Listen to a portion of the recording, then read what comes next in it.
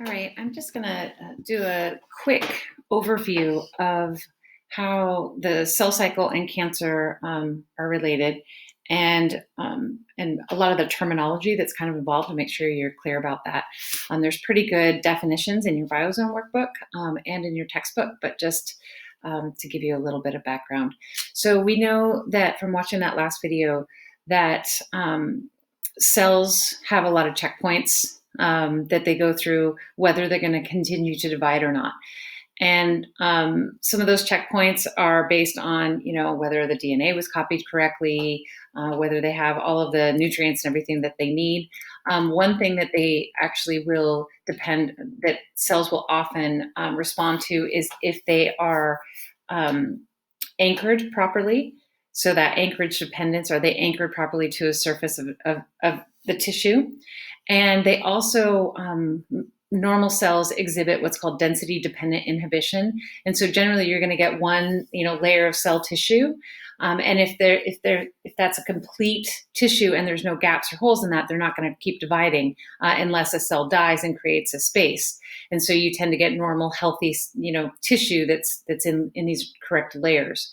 Well, a lot of cancer cells actually don't exhibit that anchorage dependence or density inhibition. The anchorage dependence, you'll see, can result in, not listening to that can result in them breaking off and going, cancer cells, and going and populating other parts of the body. And then not exhibiting this density dependent inhibition. So even though the full tissue layer is there, which would normally keep a cell from going on in the cell cycle to divide, they're not going to pay attention to that and just keep dividing, even though there's plenty of cells there, which can then create a tumor. All right, so let's look. I'm just going to go through this cancer terminology with you. Again, I said it's really nicely laid out in both your textbook and in the Biozone worksheet. But how this happens, how do cells lose their anchorage dependence, and how do they lose their ability to respond to these checkpoints and the density dependent inhibition? Well, what ends up happening is that they get some sort of mutation. And mutations are caused by mutagens. So mutagens would be something along the lines of, cancer smoke, would be carcinogenic smoke, like tobacco or things like that. UV, other carcinogens, high exposure to UV light, radiation, different toxins can cause your DNA to mutate. So your DNA doesn't copy correctly. Well, if that can happen in any cell in your body, and it can happen to any part of your DNA, but there are certain parts of your DNA that, if they become mutated, can cause a bigger problem than others. So we have these genes called Proto-Oncogenes, and these Proto-Oncogenes are important in controlling the cell cycle. So these are genes within your DNA, within your genome, that help regulate the cell cycle. Well, if those end up getting a mutation due to some sort of mutagen, cigarette smoke, whatever, then if those are interfered with, they can potentially turn into then oncogenes, which actually makes it so then they're no longer responding to the checkpoints in the cell cycle. They're no longer responding to the anchorage dependence and the density independent factors. Or density dependent inhibition. So if a proto-oncogene, which is important in regulating the cell cycle, gets mutated, it can become an oncogene, which then can help it end up with tumors resulting within that cell.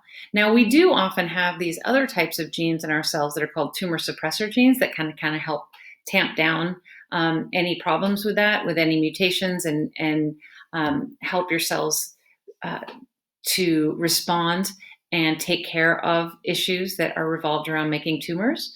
But again, some people might actually be lacking some of those genes, or they aren't. Those genes aren't transcribed and translated as efficiently as others. You can get tests for some of these tumor suppressor genes that could be faulty, like the BRCA gene. The BRCA1 and 2 genes are very important those are tumor suppressor genes that can help your body fight off and regulate against breast cancer. And so if you have a faulty gene there, you're much higher. You have a much higher likelihood of developing breast cancer or reproductive cancers. But now that we have a lot of DNA testing, that's something that if there's a lot of breast cancer in your family, you can actually get tested for and take a lot of precautions. Because your body won't be able to suppress tumor formation the way that other people's would. Okay, so let's say then a tumor then forms. If a tumor forms, a tumor might be benign where it's just growing in a small place, but it's not actually growing out of control. Usually cell death is matched by new cells being created, and it doesn't really spread from the area. Benign tumors generally can be removed and don't return. But a benign tumor could turn into a malignant tumor, which is one that's growing pretty much out of control, and it could start to interfere with organs and other bodily functions.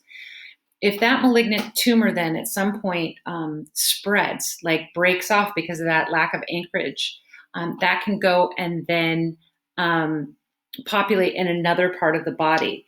And if that happens, when those cells break away, we call that metastasis. Okay, and that's when you're really starting to see cancer start to spread. If a malignant tumor has metastasized, then it's probably spreading to other parts of your body, and that's when cancer starts to become pretty serious, because that cell, that group of cells that has gone and populated another part, can start to spread the cancer in other places because they have those genes that are not responding to the cell cycle. So primary versus secondary tumor, the primary tumor is that original tumor. And if that original tumor that is a malignant tumor goes on and starts to break off and goes through metastasis and develops in other parts of the body, those tumors in other parts of the body are called secondary tumors. So benign tumor is one that's just growing and not really spreading and not interfering with functions. You can usually get rid of it. A malignant tumor is one that's pretty growing out of control and can interfere with your bodily functions.